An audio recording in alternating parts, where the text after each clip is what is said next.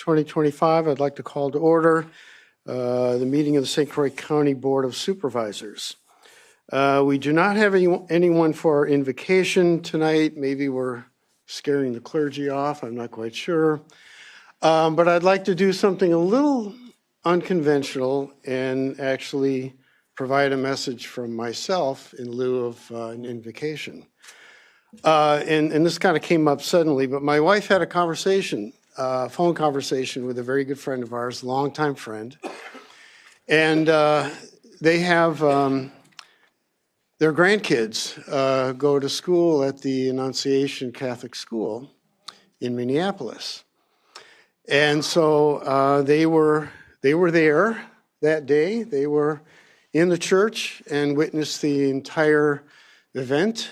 So I won't go into the stories that we heard, but if you're looking for anyone who needs some prayers, there's lots of kids and lots of families that still need a lot of prayers, and this event's going to be with them for many, many years.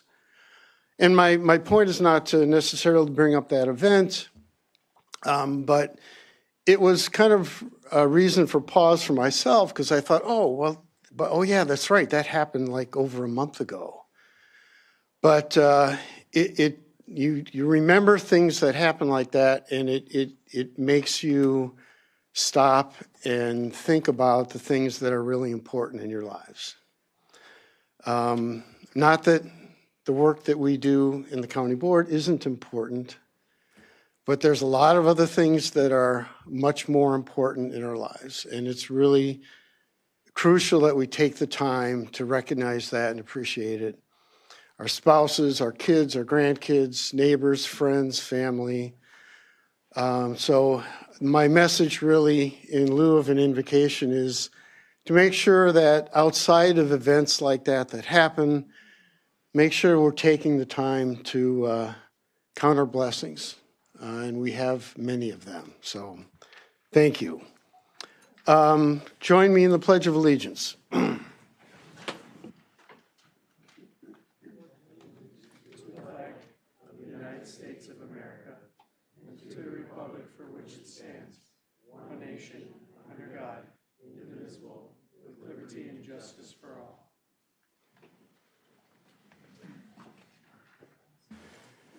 As for roll call, I will mention that Supervisor Lind and Supervisor Adams have been excused and will not be joining us. Supervisor Burning, I believe, will be joining us virtually. He's not here yet, and we'll try to at least let everyone know when he does join. And of course, District 10 is vacant at this point, and yes, we're working on that. Okay, public comment. We do have some people that wanted to address the board. I know that there's been some, I'll say, confusion or maybe a misinformation regarding public comment in the last couple of months, and I thought it would be very helpful if we had Corporation Counsel kind of review with us what are the kind of the rules, or are there any statutory rules that we need to be aware of, or lack thereof, just to make sure that we're all aware of what exists for the rules for public comment, and so that we get the right information, we're all on the same page. So I'll call on Corporation Counsel. Thank you, Chair. I have something prepared I'll read, but if you have any questions afterwards, I can take those. So the Wisconsin Open Meetings Law states that all meetings of governmental bodies, such as the county board, shall be held publicly and be open to citizens at all times unless otherwise expressly provided by law, such as in closed sessions. However, the Open Meetings Law does not require a governmental body to allow members of the public to speak or to actively participate in meetings. The law only grants citizens the right to attend and observe meetings. Specifically, Wisconsin Statute 19.84 related to public notices indicates in part as follows. The public notice of a meeting of a governmental body may provide for a period of public comment during which the body may receive information from members of the public. So what this statute means is public comment is optional. It is not mandatory. The general right of the public to attend and observe local government meetings does not give them the right to participate, and the local governing body retains the right to permit and to regulate citizen participation. So this county board has established rules, specifically Article 3, D5 of the rules of the board sets forth the rules and the guidelines regulating public comment. So it's A through G. The public comment period is open to those who wish to speak on any subject matter. Speakers shall remain civil and not engage in personal attacks of individuals. If the item commented about is not on the agenda, supervisors shall not discuss the item. If the item is on the agenda, supervisors may discuss the item when it comes up for consideration. B, each speaker is limited to a maximum of 3 minutes in length or as announced or modified by the board chair. C, no further public comments will be allowed during the rest of the meeting unless approved by the board chair, whose decision may be appealed to the county board and which may be overturned by a majority vote. D, a comment card shall be completed and given to the board chair, who will call speakers up one at a time or as otherwise determined by the board chair. E, if the comments are specific to an item being dealt with under public hearing listed on the agenda, the board chair will ask that speaker to hold his or her comments until the public hearing is called. F, if comments are specific to an item listed on the agenda, the board chair may ask the speaker to hold their comments until that item on the agenda is called. And finally, G, the board chair shall have the discretion to limit the overall time of public comment if necessary. So those are the rules that the county board has established for public comment for this body. If there is a citizen that doesn't agree with how the county board addresses public comment, there are mechanisms in Wisconsin Statute Chapter 19 to address those disputes. Does anybody have any questions about the public comment rules? Okay. Okay, great. Thank you. So let's get on with public comment. We do have some public comment cards, and I'm just going to take these in the order that they were received. So we will start with Chris Babbitt, followed by Patty Schochner. Good evening, everyone. Thank you for making sure that public comment remains a part of. I'm sorry, can I interrupt you real quickly? Yes. I'm sorry, I neglected to mention that we're just going to stick with the board rules as Heather outlined with 3 minutes. And the time will be on your monitor right there. Once it disappears, that means your time's up, so wrap it up if you can, please. Thank you. Sorry to interrupt. Thank you very much, Mr. Chairman.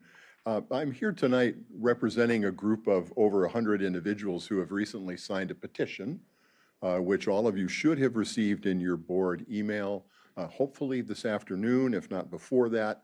I wanted to take a moment tonight to briefly read the petition. It's not very long. It's in relation to the county's negotiations, if you will, around how to approach the current solar farm issue, which I know has certainly been controversial. Dear St. Croix County Board of Supervisors, over 100 people have recently signed a petition asking you to reject the use of tax dollars to oppose the 10 Mile Creek Solar Farm. Here is the petition they signed. We oppose spending taxpayer dollars on costly PSCW interventions. We, the undersigned residents of St. Croix County, respectfully petition our county board to reject the use of taxpayer funds for hiring outside litigators to intervene in proceedings before the Public Service Commission of Wisconsin. We are concerned about unnecessary expense. Hiring private attorneys to intervene in PSCW cases can cost taxpayers hundreds of thousands of dollars with no guarantee of changing the Commission's decision. We have many pressing needs: roads, public safety, schools, and health services that should take priority over speculative litigation. With recent cuts in federal funding, we need to prioritize our tax dollars towards serving our neighbors. By law, the PSC has exclusive authority over large-scale utility projects. While counties may submit comments, testimony, or coordinate with the PSC's environmental review process, expensive litigation rarely alters the outcome. I realize that if I continue to read the entire petition, I'm going to run out of time.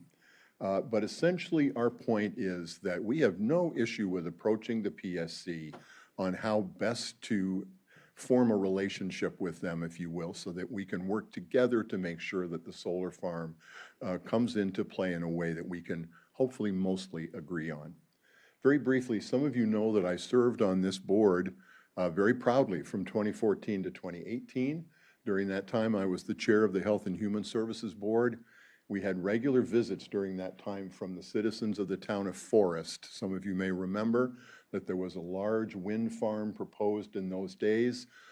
We, to some degree, engaged with PSC and with local community members from town of Forest. And I think we learned the lesson that wrestling with PSC in the end is not a very productive process. Thank you very much for taking the time to listen to this. Please take the time to read the petition. And again, thank you for your time. Thank you.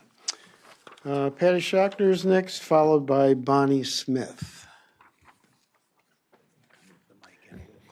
There you go. Okay, thank you. Good evening. I'm Patty Schochner, a lifelong resident of St. Croix County. I served this county for more than 2 decades, first as a death investigator, then as the chief medical examiner. On October 23rd, 2024, after faithfully following every contract reporting requirement given to me, I sent a simple email to Human Resources asking for a review of my retirement system classification. After all, an annual review was clearly stated in my contract.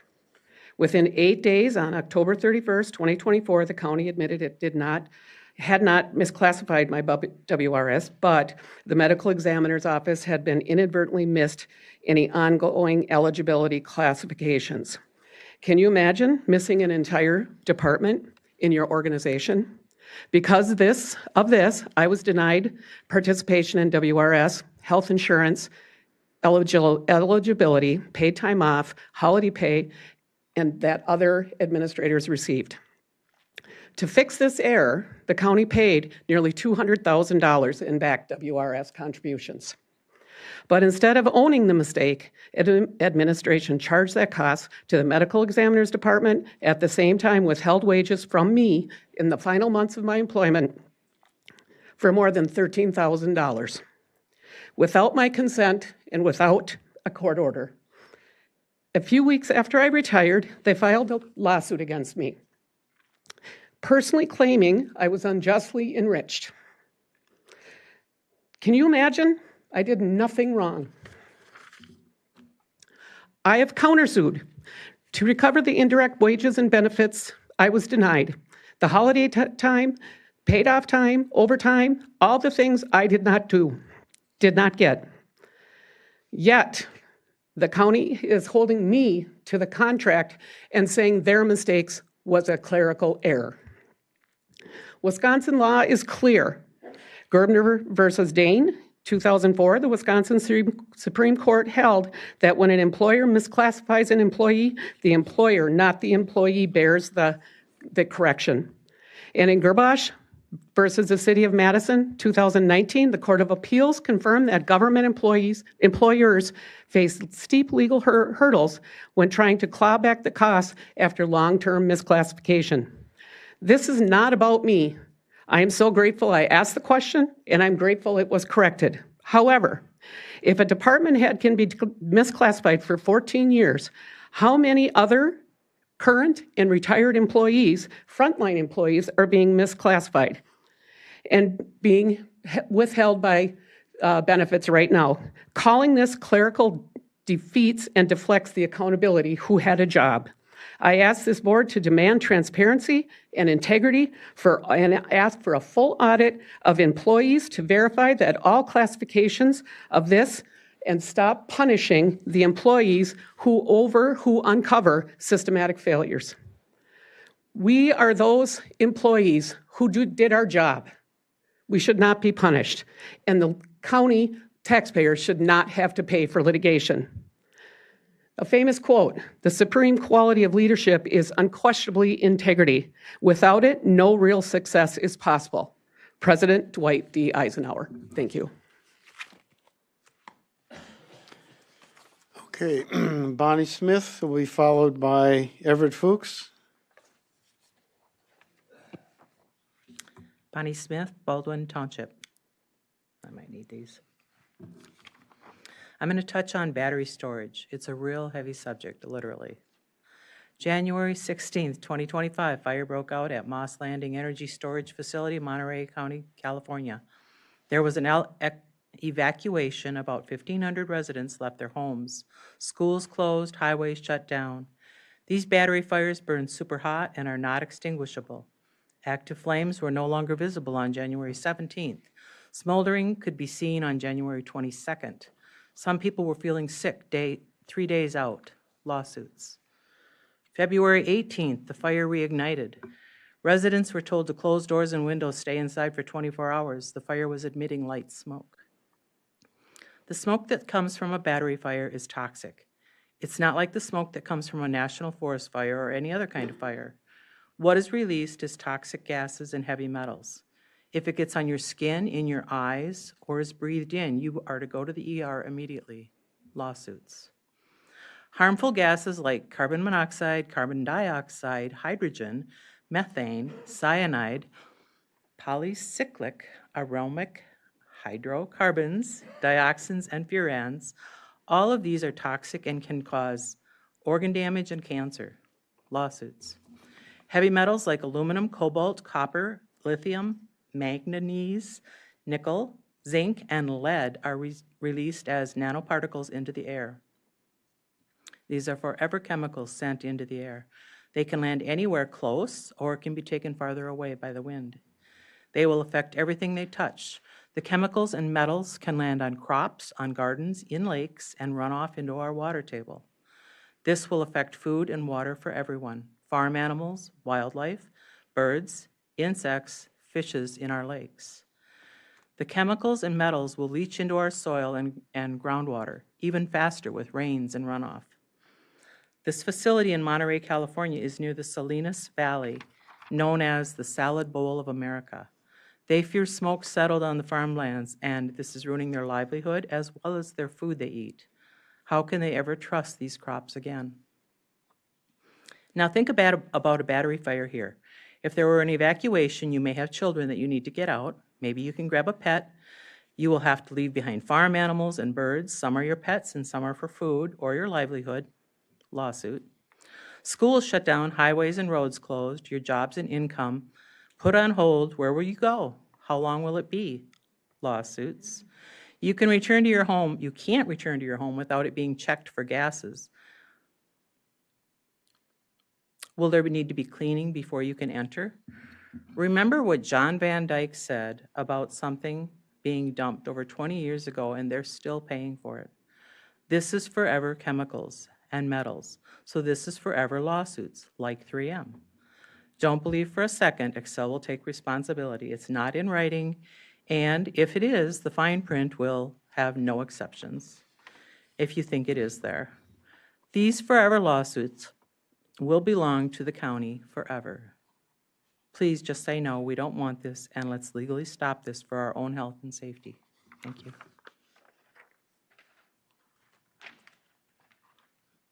Everett. Be followed by Jim Roonke. Hope I got that name right.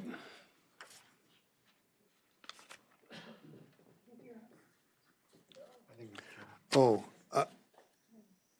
Jim, you're after Bud. Sorry. Oh, okay.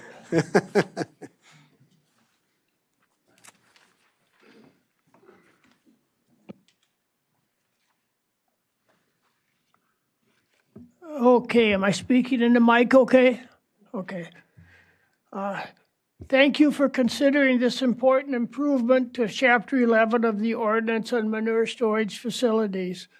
I support this improvement to better protect the property rights of landowners whose lands are included in the nutrient management plan by requiring that all land application agreements must be made with the landowner and not just the renter or operator. I can foresee a situation where manure spreading could cause a fish kill, and the landowner would be responsible to reimburse the DNR for the value of the fish killed for an activity which had been conducted without their knowledge or approval. The value of the dead fish could be tens of thousands of dollars. The landowner would be extremely unhappy with a county ordinance that failed to protect their property rights and could take legal action against the county. Spreading of manure brings with it more than just the manure. The landowner's soil is also receiving a dose of pesticides, antibiotics, chemicals, pathogens, and possibly even microplastics that contaminate both soil and water. The landowner may not want to have these hazardous materials spread on their land. Unless the landowner is signature to a spreading agreement, these materials will likely be spread without their knowledge, and his property will be degraded without his knowledge. Furthermore, the ordinance amendment should be approved to reduce and avoid violations of Wisconsin laws regarding trespass to land. If a person is on someone else's land without their permission, that person is trespassing. Landowners have legal rights to protect their land from unauthorized entry and use, and trespassers may pay civil liability and criminal charges. The argument that a business using someone else's private property for waste disposal should be exempted from providing an agreement signed by the landowner doesn't make sense in light of how Wisconsin laws address trespass to lands.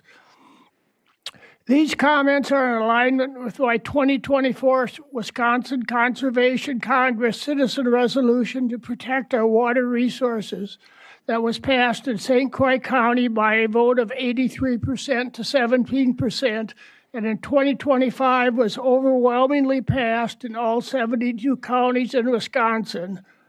Your constituents want clean water. Please approve this recommended improvement to further protect our water resources. Thank you.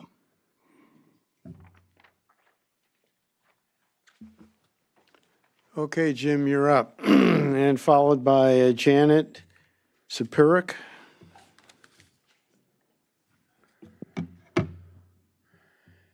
I'm Jim Runke, citizen of St. Croix County.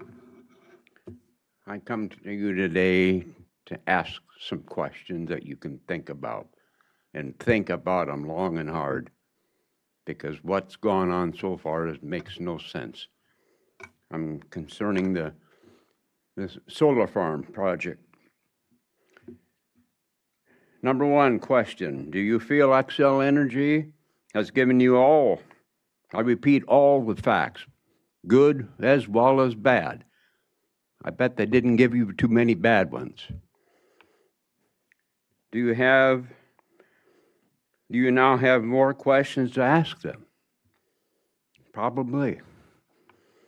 Do you feel you are representing the citizens of St. Croix County in their best interest? Are you playing a political game, or are you playing a right or wrong game? Are there any gains for you? Are there any gains for the citizens? Are you taking a huge risk to jeopardize the citizens? If you allow the project to move forward, do you know what it will take place in 2 years, 5 years, or 10 years, or beyond? What's the landscape going to look like? All I see is loss to land, livelihood, a creation of trouble and crime. I'm sure that site has got to be pretty secure. And who's going to pay for that? Sabotage. What happens in a natural event? You can't control them, nor can Xcel Energy. I hope, but I doubt, they're smarter than that. The citizens of St. Croix County, they have to pay for it? I hope not. Then we have the St. Croix County Board. They got us where we are today, in trouble. We're on a path to destruction. Just stop this injury before you bleed to death. I can't believe that you've gone on this long and just keep pushing and pushing and satisfying Excel. You should have been no to begin with.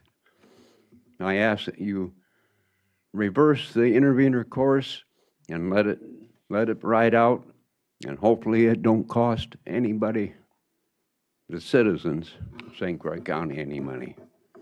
Thank you. Okay, and Janet will be followed by Celeste Corbell. I'm Jan Sapurik. I live in Baldwin currently. I formerly lived in Forest Township. Those of us who oppose the solar farm have differing opinions on how best to proceed. I can only offer my personal experiences. I do believe it's worth fighting at the PSC since we had success. I do believe Ken Witt was incorrect when he said, "You won't be successful, there's no track record of any success," referring to opposing at the PSC. Apparently, I disagreed so much that I dropped everything and came to the June meeting to refute that idea, because we in Forest did have success stopping a wind farm. I believe that a board member was incorrect when she said at the September 18th meeting of Community Development Committee, a JDA is a method the PSCW gives us to try and control it at the local level. I'd never heard of that, so I Googled PSC law, which brought up docslegiswisconsin.gov. I typed the words joint development agreement in the search box, and there were exactly 0 instances of JDA filtered by admin code and PSC. Only individual words. Maybe someone said it verbally, or it's wishful thinking. I'd like her to explain where she got that. I suspect a constituent misinformed her. Why do we do a JDA now? And why does Excel want to do good neighbor agreements now? So it will appear to the PSC that everything is fine? A JDA is like saying yes when you mean no. Any parent knows you don't say yes, or even maybe, when you mean no, because they'll take it and run with it. Give them an inch, they'll take a mile. You never sacrifice your long-term goals for your short-term goals. That's like rearranging deck chairs on the Titanic. If the project does get approved, these small details won't matter. Far more important to say no and intervene to stop the project entirely. This draft JDA is not stringent enough. On section 1E, 120 days, 4 months after operation begins, they'll discuss an emergency action plan and have a drill at 1 year after operation. This is insane. I learned in school 60 years ago we should have a plan before a fire and a drill before a fire. This is National Fire Prevention Week. And sections 9 and 10, Excel is going to identify all this stuff? Yeah, right. They weren't even aware of karst until local people raised the issue. Our lawyers will give them a list. How stupid do they hope we will be? We need top-notch lawyers, and yes, they cost a lot of money, but I believe it would be money well spent if it averts big problems in the future. Thank you for listening. Celeste will be followed by Herring Turkington. Good afternoon. My name is Celeste Cobrell. I live in the town of Hudson. My public comment is regarding the proposed amendment to section 11.3.D.2.5 of the Manure Storage Facilities Ordinance. I simply ask that you vote to adopt the amendment as proposed by the Community Development Committee. This is a reasonable and also essential amendment to the ordinance. It is necessary to preserve and protect the fundamental property rights of landowners, and that includes the rights to know and control what uses are made of their property and by whom. It's sad but true that a business that operates concentrated animal feeding operations in both Pierce County and St. Croix County has in fact been shown to have listed in their nutrient management plan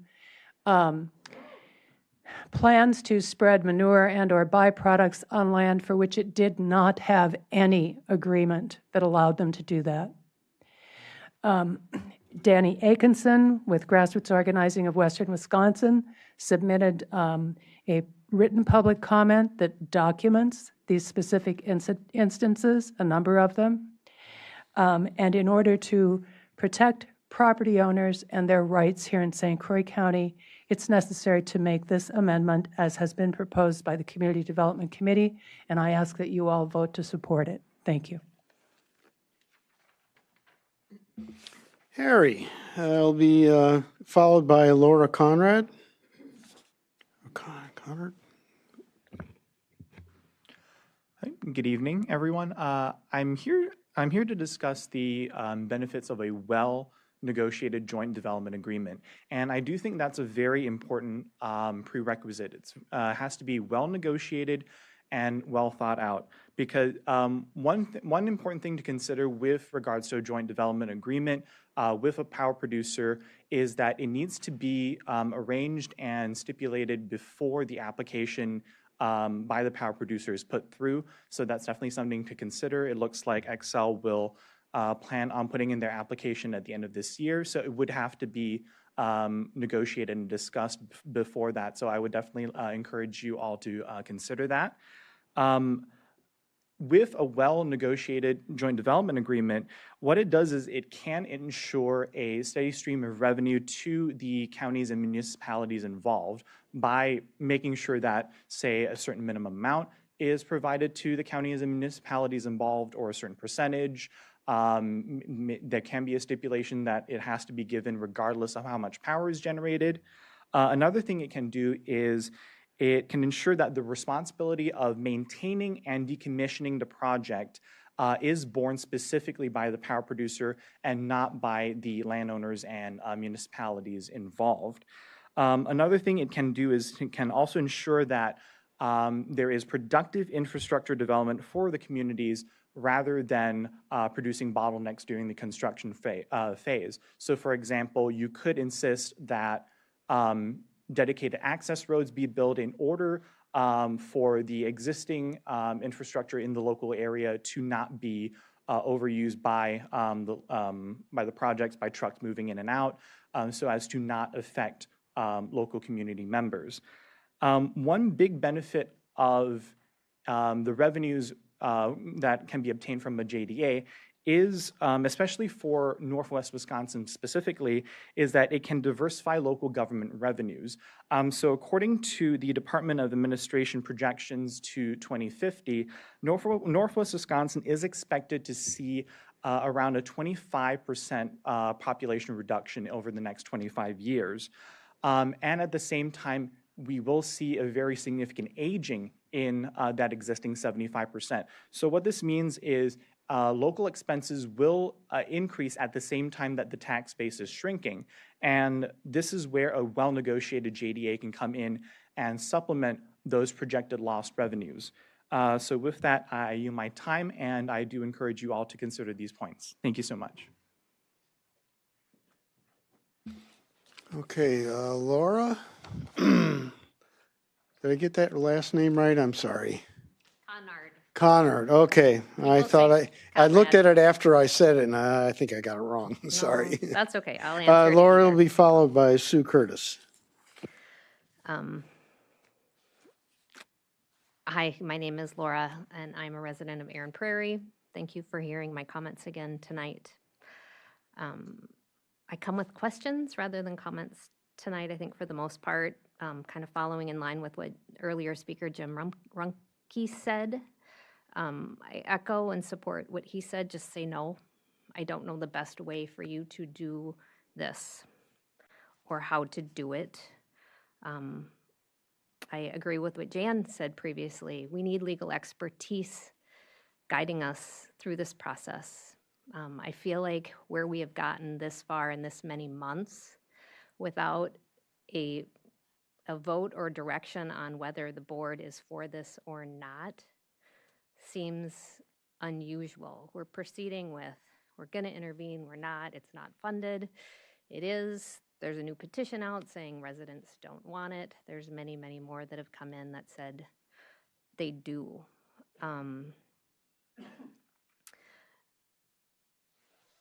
I I think it's been clear what most residents that speak want. I haven't heard anything about what makes this project safe for the residents. I've asked the county and Excel for the cost and benefit analysis for this proposed solar project. I've gotten no information or numbers regarding what is the tax loss that's coming, what are the tax benefits, what's it based on, and how are those numbers proposed. I think there's many considerations that are very risky for this project, and I hope you continue to look at what do the residents want, what do the residents need, and what do you as our elected representatives want to do for us in this project. There's a lot at stake, and there's a lot of changes to the community that's going to happen because of this, and I don't think it all has come to light. I don't think Excel has been forthcoming. I don't know if some of the landowners that have signed the leases are telling the full stories so that good decisions can be made.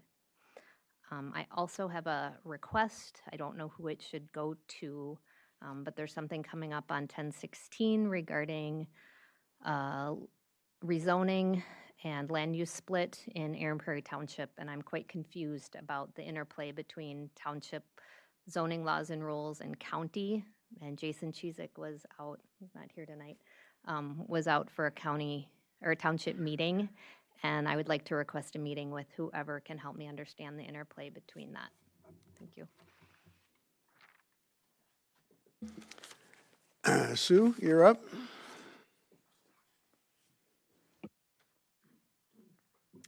Hello, I'm Sue Curtis from the town of St. Joe. I'd first like to thank Sean for representing us here and for the time. We know that this is a lot of work and a lot of reading to do, so thank you.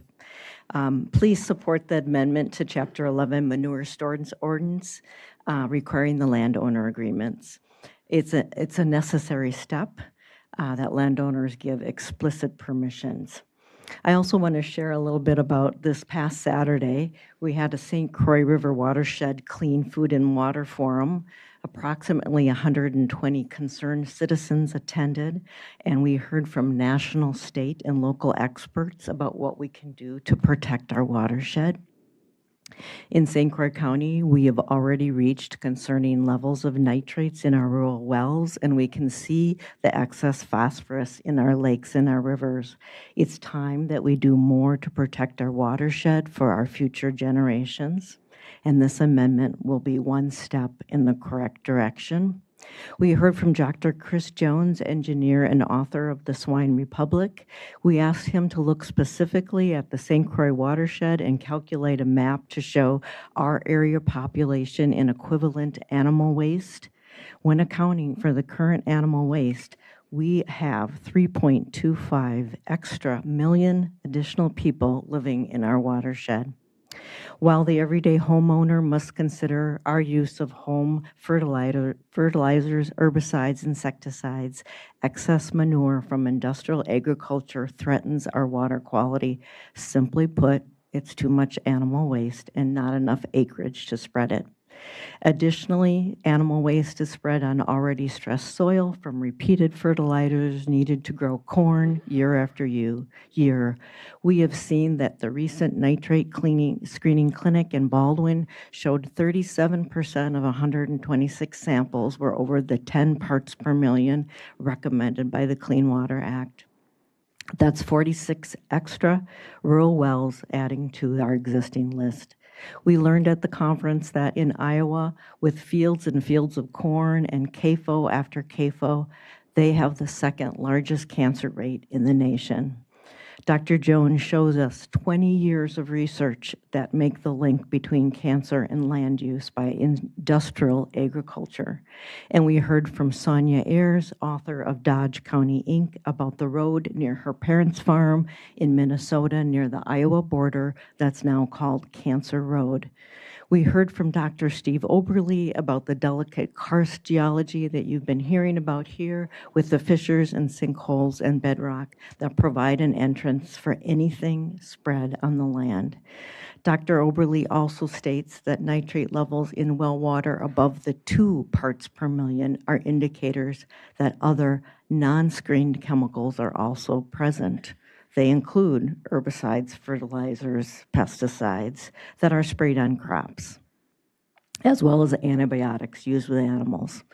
So he said that nitrate contamination is predictable, and if it's predictable, it's preventable.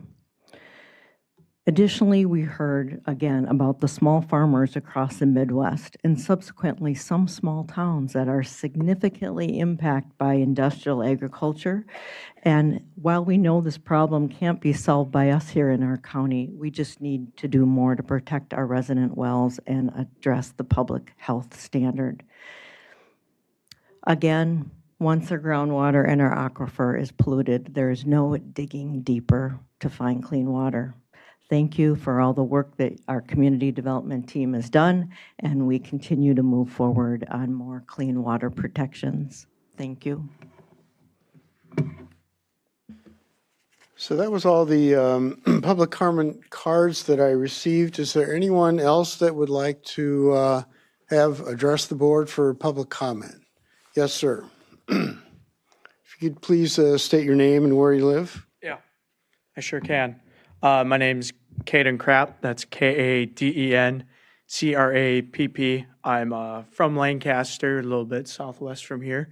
But I'm just here tonight just to speak briefly, very briefly on the renewable energy project and very briefly on JDAs. And so if we look at the Excel Solar project that's going in, it's going to benefit St. Croix County economically. There will be a total revenue of $3 million for local townships in St. Croix County for the entire 650 megawatt project, with more than $1 million split between the county and townships within the first phase of the project.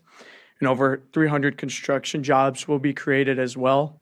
And why does this matter? So in Wisconsin, we currently import around 6 times the amount of energy that we generate. And Wisconsin also spends around $15 billion importing oil, natural gas, and coal, while also creating jobs elsewhere. So not only would this project bring in more opportunities for jobs in the area and state, it would bring in more revenue for the area and overall help the state save money as well. So where does a JDA come in this process? A JDA can make sure there's an agreement between parties to ensure that there's a steady cash flow for the county and municipalities involved, which in turn can be very beneficial to areas of improvement like schools and other parts of the community as well. And with that, thank you for your time and thank you for all the hard work you do. Have a great night. Anyone else like to make public comment? Any other public comment? All right, seeing none, we'll move on with our agenda for tonight. Next is the consent agenda, and before I ask for a motion, I would like to at least pause and ask if everyone is comfortable with the consent agenda, unless there was anything that anyone would like to pull out. All right, seeing none, do we have a motion for the consent agenda? Supervisor Shirley? I move to approve the consent agenda. And a second by Supervisor Carlson. And with that, I believe we're ready to vote on the consent agenda.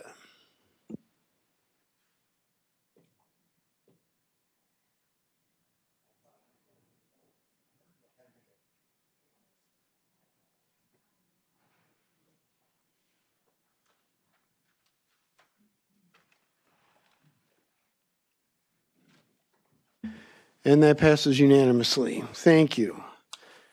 Okay, now it looks like Supervisor Anderson is in the spotlight. It's important that we recognize you and your service.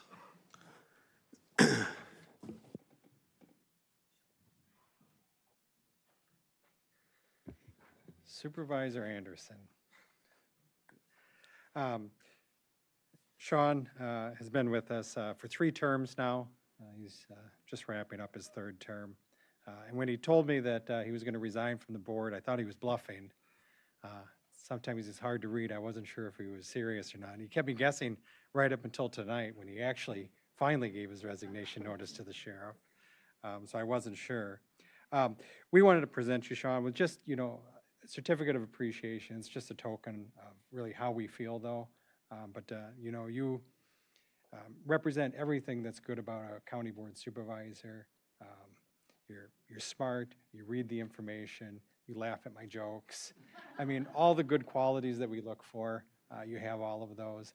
And we really had such high hopes for you. We haven't had a 40-year supervisor for a number of years now, and I really thought it was going to be you. But you're leaving us, but you're always welcome back. So thank you, Sean.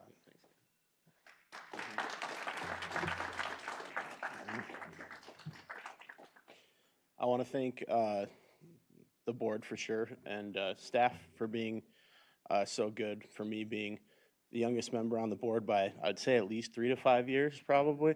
But no, yeah, just a conservative estimate. No, but and then the privilege of being chair of a committee has been something I'll never forget. So I just thank you for being cordial in our discussions, even when we disagree, and thank the public too for all the times you've come and given comment, because if you can see that we do take it seriously, and it has had direct impact on stuff we do here. So again, thank you for the privilege. Mm-hmm.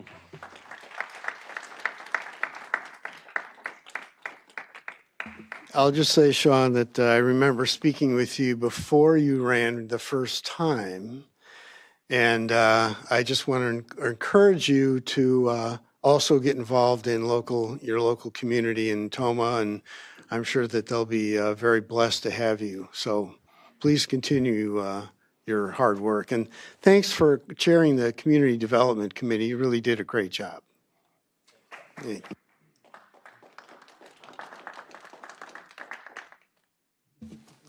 Okay, about a week and a half ago, some of us went to the Wisconsin Counties Association annual conference.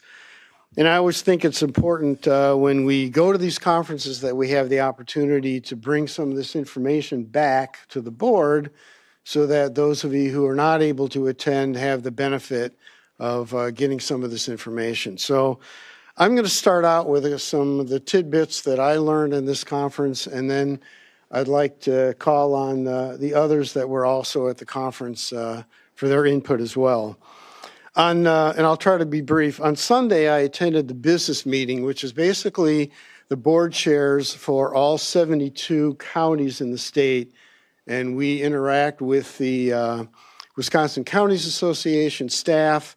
And it's basically approving resolutions and kind of helping them to set their priorities on what they're going to work on in the legislature. So I can say that, again, their legislative team is very, very well respected in Madison. So that gives us some level of comfort that our voices are actually being heard, which is a good thing. They talked a lot about the political climate, which was interesting. There's a lot of uncertainty because, of course, it's the first time in a long time that we've had an incumbent governor that is not running. So they think that's going to be obviously an interesting development, but there's also going to be more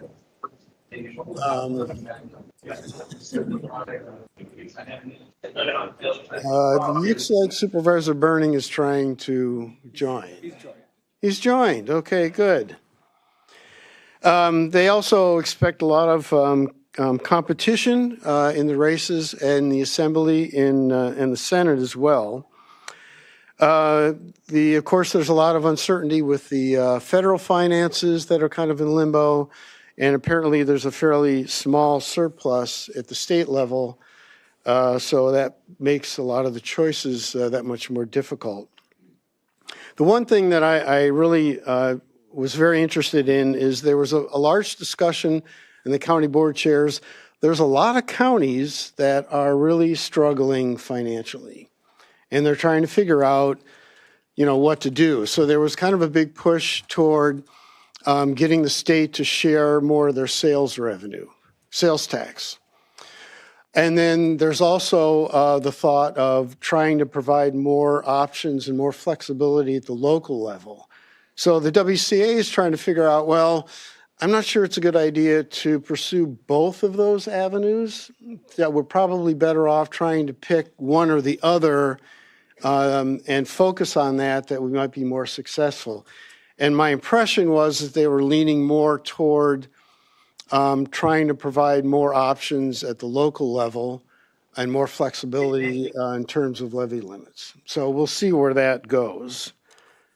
And just a couple notes on sessions that I attended. The AI in local government was very intriguing. And so I've suggested to staff that it might be worthwhile to have that presentation in-house to staff to see if there are opportunities for AI to improve some of our efficiency and our procedures. The renewable energy session, Rebecca Roker from Otoli's Law, was really very interesting because she went off script right away. And she went right into their local experience with Barron County because they've just been through this whole application process in Barron County with the solar field. It wasn't Xcel Energy. So there was a real life example that they talked through in this session that was really fascinating. I wish it was videotaped for all of us to view. But I'm sure we'll be hearing more on that, but it was really well done. The other session I want to mention was on the fund balance, and I think Supervisor Rice might want to speak to this one as well. But the nice thing about that particular session is I walked out of that session realizing that I didn't learn anything, which is really a good thing, because we're already doing all the things that they were suggesting in terms of managing the fund balance and the contributions that we make to our capital improvement fund so that we can pay for capital projects without borrowing, as well as payments toward debt service, which is really returning tax dollars to our citizens. So it really made me feel good that I've learned a lot in the last 10 years, and I give a lot of credit to our county staff because we're really managing that fund balance exceptionally well and exactly what was being suggested. So who would like to go next? We got some comments from somebody that was at the conference. Supervisor Carlson. I'd just like to make, there was a lot of people that didn't go, and I found, this was my third one, and I find them very helpful. So if you can go to the next one, go. And like you, I really enjoyed the AI. I have never used AI before, and I've been finding how wonderful a tool is after attending that seminar. So I think that would be good for here. It's amazing how productive it can make you be or help you be. So that was my favorite one there. And then the Atloff law firm, Rebecca, what's her name? She did an excellent job, and she even took time to answer questions afterwards that I had. And it helped me clarify a little bit about solar facility and maybe how to proceed. Supervisor Fiedler. I'll comment on a couple of things that haven't been commented on. One, we had great representation from St. Croix County in some of the speakers. So I'm looking at Robbie Cretchy in the back there, our highway commissioner, gave a great program on highway financing. And I was just amazed when he talked about how we're not getting some of the gas tax because of electric vehicles and what that means to our roads and our revenue in that stream. The incredibly high cost of vehicles for the highway transportation. Those vehicles are $500,000 a piece, some of them, and they look like the interior of an airplane cockpit. Those folks really do an awful lot of work.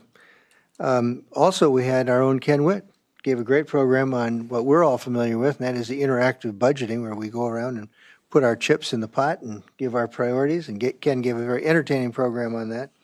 There was a very good program. Somebody in the public comment mentioned our demographics cliff that we're headed toward in northern Wisconsin. And one of the programs was on county issues in the North Woods, basically covering everything north of us. And as somebody mentioned, a lot of those counties are really hurting for money. One reason is that so many of those counties, their land, so much of the land they have, they're huge counties, but so much of it is owned by the state or the federal government, and they don't have any tax revenue coming from it. So they're losing people, aging at the same time, and they don't have a tax base. And it is just an amazing set of problems that those folks run into. But State Senator Mary Felskowski gave I thought, one of the best presentations I've ever heard on it. She was very eloquent and very direct. The only other thing I would say is we were very lucky. I think the chairman mentioned that our legislative efforts are very well respected. The governor attended, which is really a very fine thing. And he engages in an interview with our WCA Executive Director, President Mark O'Connell. And usually they're very thoughtful and entertaining, and this one was as well. So that's my thoughts. Supervisor Rice. Yeah, I'll echo that it was really well worth the time. I too was interested in the AI and local government, and I did send a follow-up to Ken and to Bob talking about some use cases that could save us time. Of course, there are risks involved in training staff and HR policies and those kind of things. But, you know, I remember the sheriff coming in talking about how much time it takes to edit body cam footage, and that actually that's one of the uses, is to shorten up that time. I also found that understanding your fund balance, unlike you, Bob, did not have the experience and expertise, so I did learn things, so much so that I think it's important I asked Ken to do a 101 when we do our next budgeting committee of the whole, because I've heard sometimes people talk about the undesignated fund balance as though we've overtaxed people, or that we really, if we do a better job in budgeting, that somehow we can skinny that down, or the implication is that it's not the same as, you know, your taxes aren't going to go up if we use that money. And I think it's really important that we all have a common understanding of how important that is. The regulating renewable energy, I sat next to Supervisor Carlson, and that was, I think, very insightful in talking about what has been new for us, the concept of a joint development agreement or an intervener role. That was very timely because the examples used are very fresh. And then lastly, I think the strategic planning session was very good. It takes us out of the comprehensive plan framing and instead looks more broadly. And that's something that we might want to at some point look at as an organization. So that's pretty much it. Thank you. Any other, Supervisor Telejohn? Yeah, I enjoy the conference every year I've been there. I've been there several years now, and this one is no exception. I was there for the business meeting, even though I don't have a say in there, but it was just interesting to listen to that. I attended about a half a dozen different workshops. One of them was a crisis care facilities, and what the state of Wisconsin's planning on doing. They're opening 2 in the southern part of the state, and then they're looking to site something else in another part of the state, and I'm hoping it's the west central Wisconsin area, but there's no funding for it yet, so we're still looking. Everything, attended youth justice, path to more housing, renewable energy, and I enjoyed the exhibit hall very much because there are a lot of conversations when you're talking to the exhibitors about different things. And the one thing that I really enjoyed was the closing ceremony with the 4 members of the Women's Baseball League from the 1940s that were there in their 80s and 90s speaking, and that was very inspirational. So I enjoyed that very much. Supervisor Hanson. The one breakout that all of the ones that have been mentioned, many of them I attended and found very useful, but one that I found very useful was shared services, about shared services. The person putting on the breakout was Josh Showman, who's the county executive in Washington County. He talked about many different instances in health and human services, in law enforcement and emergency planning, where they combine efforts with other municipalities, other counties, city and county, and both save money and offer better public service. And what that did is reflect for me that St. Croix County is ahead of the curve because they've been doing that for years in several different places. And I think it would be great to look for other ways that we can combine services with other municipalities to provide better service and to save public money. Did I miss anybody? I'm going to take an opportunity to put Supervisor Burning on the spot, if I may. Because I believe it was your first conference that you attended, so I'm very interested in your perspective and your reaction as to, was it what you thought it was or different, if I may ask? Yeah, that's fine, Mr. Chair. Thank you for the recognition. So what I found most intriguing was the conversations from the different perspectives around the state with other supervisors. I think being able to see into the mind of somebody who is in Milwaukee or another more urban area was very telling to see what they were challenged and faced with compared to those counties in the Northwoods and more rural Wisconsin, West Central and Central Wisconsin, the challenges that they're facing and how they're looking at that. The other part I found intriguing, even though I didn't attend the session, I talked to a lot of supervisors outside of this session, which was the shared services portion of it. And I found that we're entering an age, and we're in an age where we don't really have, the old horse and buggy, or even having to use the postal service nearly as much. And I think there's a vision for the future to see that we can really dial in some of the services that we provide to the public, especially those that are mandated by the state, where we're the ones that are solely responsible for the funding of that. There's a lot of things that we can do to be more efficient and work with other counties in the long term. And so, that's all conversation that needs to be had. And some of them are probably going to have to be tough conversations, especially for our surrounding counties, because I think for West Central Wisconsin, St. Croix County would be a leader in a lot of those shared services, simply because of our tax base, our size, the number of services that we already have as a point of scale. So it was great for that, from that aspect. And then being able to tap into the resources that the county association has, such as talking to, Council Roker and her knowledge base on state and county issues and how they coincide with each other. So it was a great conference. Thanks for the opportunity to speak on it. And I think I would encourage any supervisor that has did not attend this year, please take the opportunity to attend next year. It's going to be vital, especially with the issues that we're facing statewide with the shared revenue, especially on the sales tax side. We need to be an advocate for our own county, that we don't get shortchanged on the dollars that are sent from our county sales tax down to Madison, and then the return back somehow we get shortchanged. So we need to make sure that we're an advocate for that in the future. Thank you. Thank you. I hope it was okay I put you on the spot, Supervisor Burning. Any other comments before we move on? Okay, we're ready to move on to County Administrator's report. Ken? Thank you, Chair Long. So the report in the packet, I think the one thing that I would point out from this month's financial report is all of the good work our departments are doing, bringing in grant money. You can see it's across departments, multiple departments are securing grants. They do an excellent job writing that and leveraging as much resources as we can into St. Croix County. Other than that, I think projects are on schedule.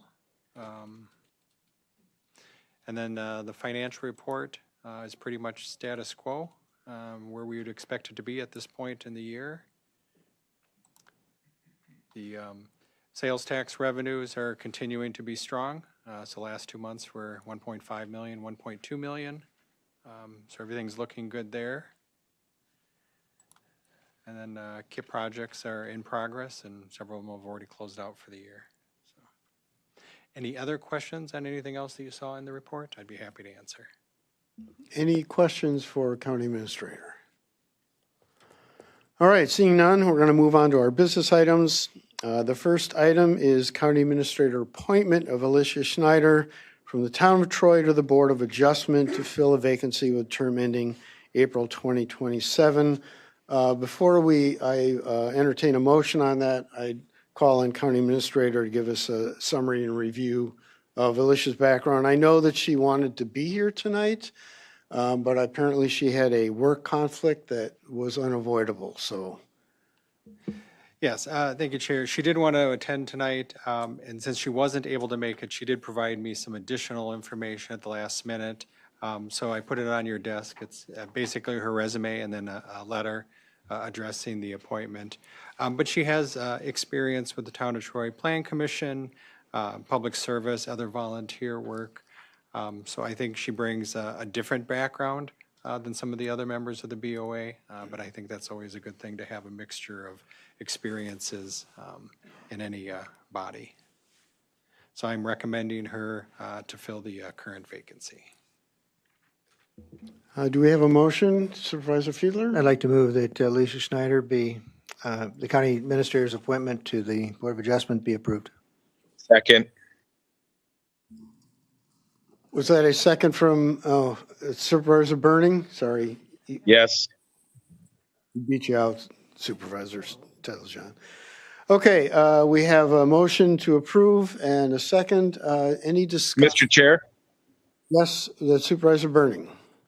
Yeah, thank you. So I'd like to just speak to the fact that I know Alicia personally when my children attended Rivercrest.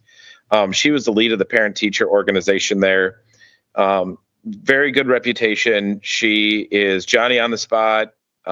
She's dedicated. There's no question she'll make a good member of the Board of Adjustment. I also had a great conversation with her.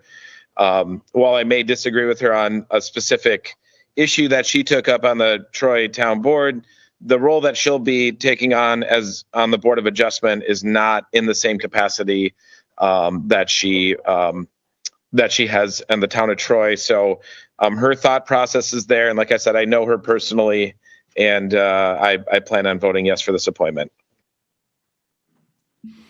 Any other comments, discussion? No comments, discussion. Seeing none, we'll vote on the motion to approve the appointment of Alicia Schneider from the town of Troy to the Board of Adjustment.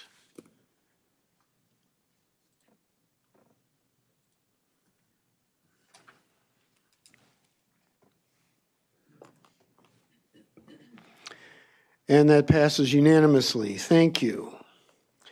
On to our business item number 2, ordinance amending Chapter 11 manure storage facilities of the St. Croix County Code of Ordinances. Look for a motion.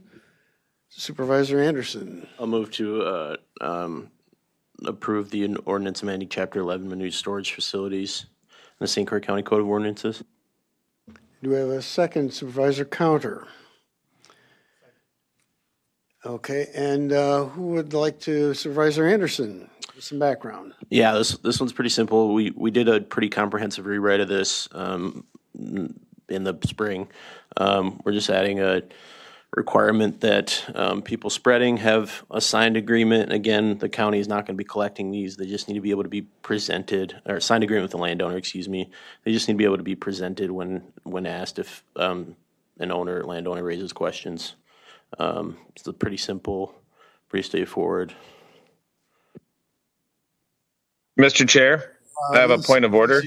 Yes, Supervisor Burning. Should the motion be to adopt the ordinance, not necessarily approve? I suppose that's a detail, but I think everyone would have the impression that approving the resolution would be synonymous with adopting. Okay, that's fine. I'll accept. Thanks.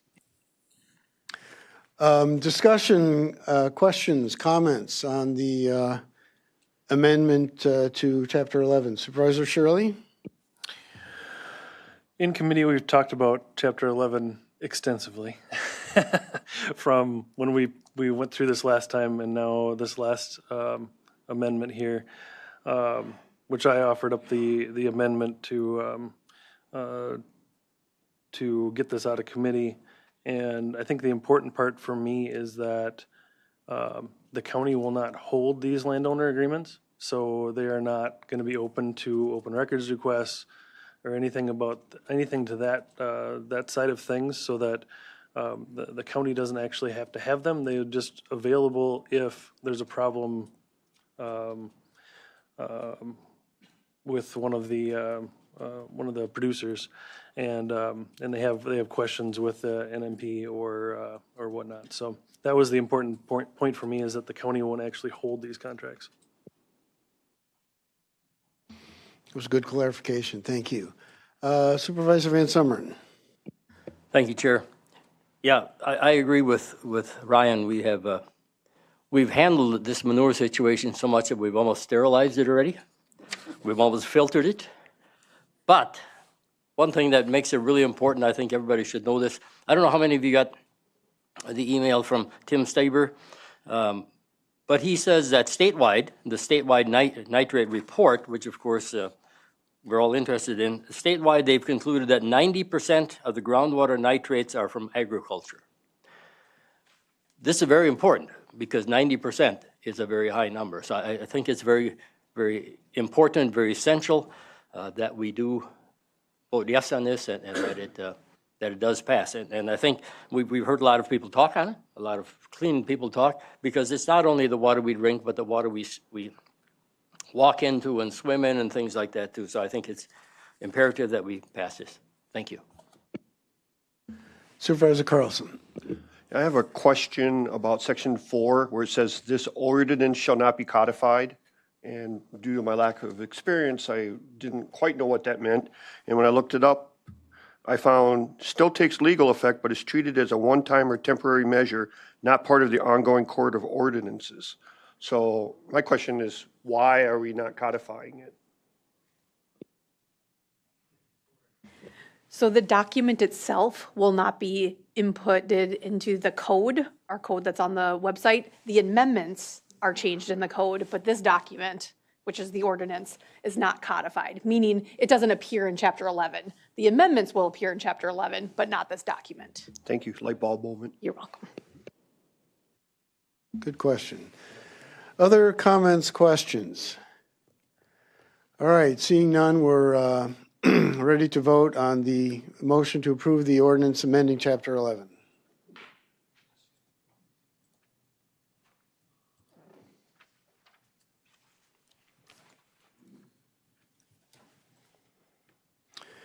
And that passes unanimously. Thank you. All right, round number 3, resolution supporting state investment for income maintenance administration. We're looking for a motion, preferably from someone on HHS. Supervisor Leith? I move to approve the resolution supporting state investment in income maintenance administration. Second by Supervisor Telejohn. Who would like to take this one? A little background? Probably Director Rorit. Sorry, put you on the spot, Bob. You're on, Bob. But you explained it so well in committee. I won't do as well this time. Good evening. Essentially, this resolution seeks or encourages support from the state of Wisconsin to ensure that funding for the SNAP, Supplemental Nutrition Assistance Program, it's called Food Share in Wisconsin, that funding for the administration of this program is sufficient.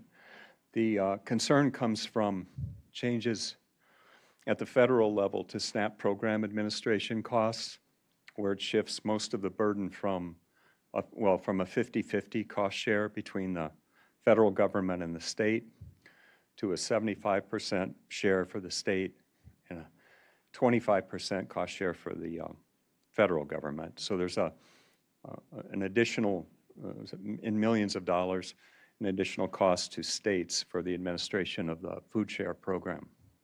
In addition to that, there's an error rate that has to be a minimum threshold for an error rate that has to be met 6%.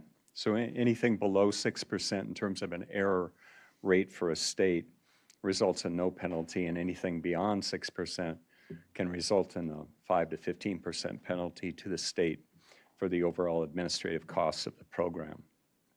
All of this means that the state will be responsible for increased expenses related to administering this program. And whenever the state is faced with increased expenses, they tend to trickle down to the counties pretty quickly. So the resolution is intended, again, to seek support or encourage support from the state to keep this program funded at the county level so that we're not looking at tax dollars, additional tax dollars, or a reduction of staff or something of that nature in order to meet all of the requirements that are outlined in the reconciliation bill and still keep it operating under that error rate. I probably didn't explain it quite as well, but the Wisconsin Counties Association is supportive of these kinds of efforts in order to represent us at the state level and help ensure that counties don't bear the burden of costs related to SNAP or food share benefits. And I'll try and answer questions if there are any. Any questions? I have a cough that keeps on giving. Apologize. You did great. Sorry I did that to you. It's all right. Any questions or comments on the resolution? All right, well, seeing none, we're ready to vote on the motion to approve the resolution supporting state investment for income maintenance administration.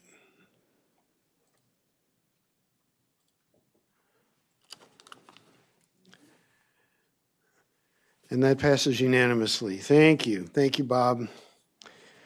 All right, next up we have a resolution of commitment and support for Wisconsin Department of Transportation Alternative Programs, application to construct the Highway 35 off-road trail Phase 4. Supervisor Anderson. I'll make a motion to approve the resolution of commitment support for Wisconsin Department of Transportation 2026-2030 TAP application to construct the Highway 35 off-road trail Phase 4. Okay, thank you. Do we have a second? Supervisor Counter. Okay, who would like to describe this little gem? Yeah, so this finishes Supervisor that. Anderson. Thank you. Sorry, jumped the gun a little bit. This finishes the phase. This would allow us to construct Phase 4, or to request the grant to construct Phase 4. Excuse me, of the TAP trails system. 1, I believe, is complete. 2 is under construction, I believe. Well, 2 and 3 are approved. And then, well, anyway, this would allow us to request the funding for 4, but Jason can get more clarification. Good evening. So Phase 1 was completed last fall. Phase 2, we're currently in the design phase of that project. SRF is our consultant. We're scheduling that for being put out to bid in spring of '27.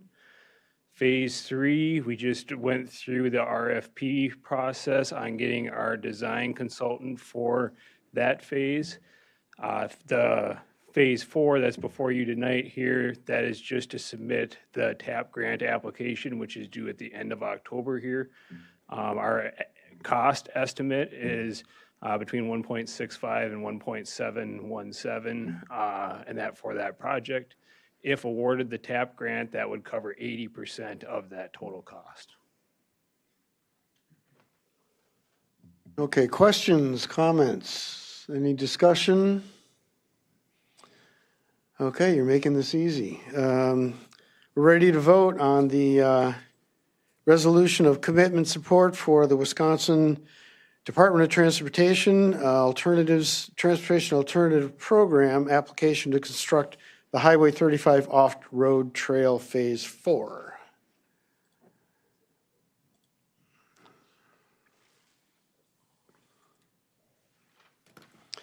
All right, that also passes unanimously. Thank you. Thank you, Jason.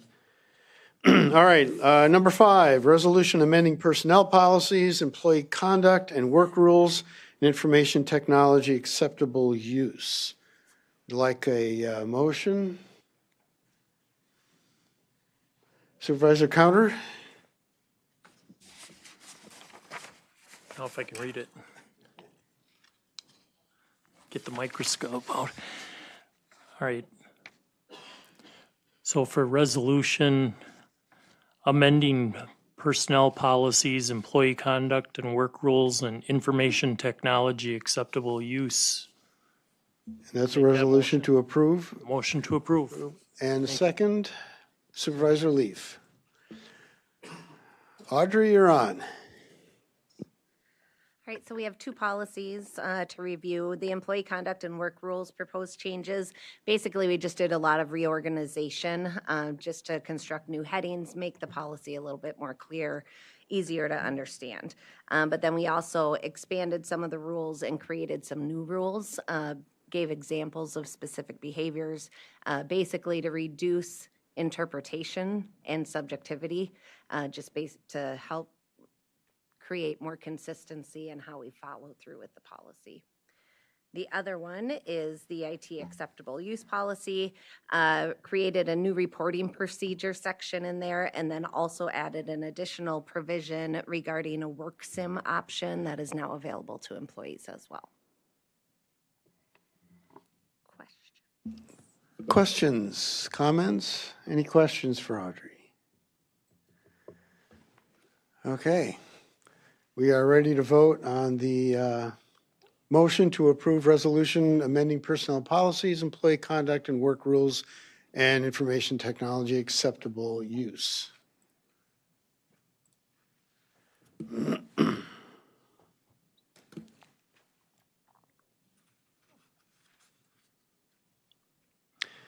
And that motion passes unanimously. Thank you. And we're on to our last business item. A resolution directing County Board to reevaluate Chapter 9 of the St. Croix County Code of Ordinances in 2 years. Do we have a motion? I can make the motion to approve unless someone else is. Okay, motion to approve by Supervisor Burning. Do we have a second? Supervisor Shirley. Who would like to explain this resolution? Someone, anyone? Yeah, I could. Supervisor Counter? Mr. Chair, I can. Or Supervisor Counter. No, it's fine. Supervisor Burning was saying he was willing to do it. He chairs the committee, so. Okay, Supervisor Burning? Yeah, it's very simple. We came to a pragmatic solution to nomination papers that were jumping from 20 for someone to get on the ballot to 100 at 100,000. So we lowered the threshold to 50. And with that, I asked that we take a look at it in 2 years and make sure that that is still a sufficient number, enough for people to still take serious the role that they would be going for in applying to their voters to be the county supervisor that represents them on the county board here. So this resolution is just very simply to instruct the county board 2 years from now to relook at that ordinance and just make sure that we're still doing the right thing at 50 signatures for nomination papers. Any questions, comments, discussion?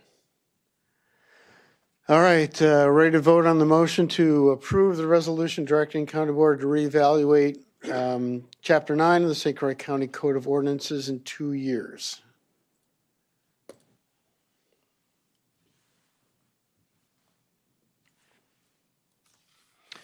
And that passes unanimously. Thank you. Thank you, Supervisor Burning. Okay, any requests for future agenda items? Don't want to put anything on the agenda other than what we already have, do you? Okay. Oh, wait a minute. Okay, Supervisor Hanson, yes. In light of the fact that we have a petition from a sizable number of citizens to not spend money on legal fees opposing the solar farm, I'd like to refer that to committee for reconsideration and to take seriously this petition from the group that wants to go forward with a joint development agreement. And that would be referred to Community Development Committee. Or would that be admin, Mr. Chair, since it's budget related? Well, you're going to get it on Thursday this week. Thursday. When we do the budget for Committee of the Whole. So you're going to get your chance then. Page 95. Okay. You okay with that? Okay, all right. Any other requests for future agenda items? All right, seeing none. Any county clerk report or correspondence, rezoning requests, announcements? With the Government Center project wrapping up here, the last offices to move are the district attorneys, and I haven't forgotten, Sean, what you want me to do. We're going to get them moved over before the end of the month here in October. And I thought it would be a good time then to have an open house so that the public can come in and see the finished product. I mean, even though we've been operating out of it for a year now, out of this room, the project will be done, other than maybe touch-up paint still. But with that project done, we're looking at the date of November 7th from noon until 3 p.m. It'll be an open house, and we'll give tours around the building to any public that want to come and see. Not a lot of fanfare. It's not that big of a deal that we're going to put on, but I wanted to make sure that we did give the public a chance to come in and take a look at the project. So if you want to put that on your calendars, November 7th, it's a Friday, from noon to 3 p.m. Oh, yes, Supervisor Fiedler. Just going back to Administrator Witt, those of us who get the Wisconsin Counties magazine can be very proud that one of the feature articles was written by our own county administrator on county budgeting. So thank you, Administrator Witt, for that excellent article and reflects all your good work. Which edition was that in, the most recent one? Yes, the most recent one, we just would have received it. Okay, good. Any other announcements? Supervisor Carlson? Just a quick announcement. I was listening to Congressman Van Orden in an interview, and he said in 3 days, WIC will be out of money, and there might be a lot of people all not knowing, and all of a sudden not have money to feed their kids.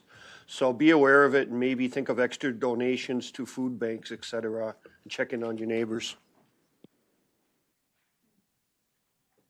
Any other announcements?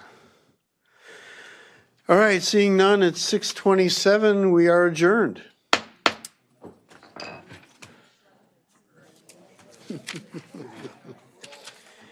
Nice to have all those U's